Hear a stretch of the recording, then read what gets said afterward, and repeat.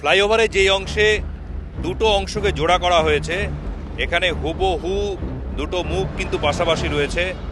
এখানে দুটোর মধ্যে দূরত্ব 1 আঙ্গুলেরও কম।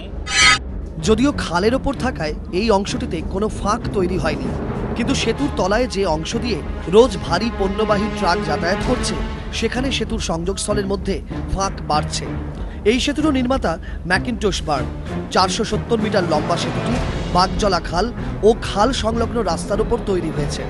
সেতু তৈরির সময় রাস্তা থেকে সেতুর ব্যবধান রাখা হয় 3.5 মিটার, কিন্তু ইঞ্জিনিয়াররা জানাচ্ছেন প্রতি বছর রাস্তায় পিচের প্রলেপ পড়ায় সেতুর আর রাস্তার মধ্যে ক্রমশ ব্যবধান কমছে।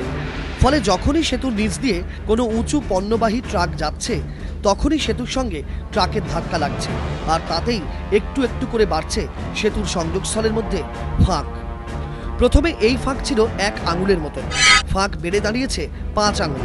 ক্রমশ ইংরেজি ভি অক্ষরের আকারে বাড়ছে ফাঁক, ফলে হেলতে শুরু করেছে সেতুটি, নষ্ট হচ্ছে তার ভারসাম্য। বিষয়টি হিটকোর নজরে আসার পর ম্যাকিনটোশ বার্গকে জানানো হয়েছে।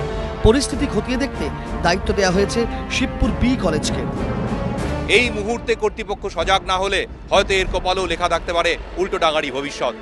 ক্যামেরায় সুদীপ গুছাইতের সঙ্গে দীপক ঘোষ, এবিপি আনন্দ, নিউ টাউন।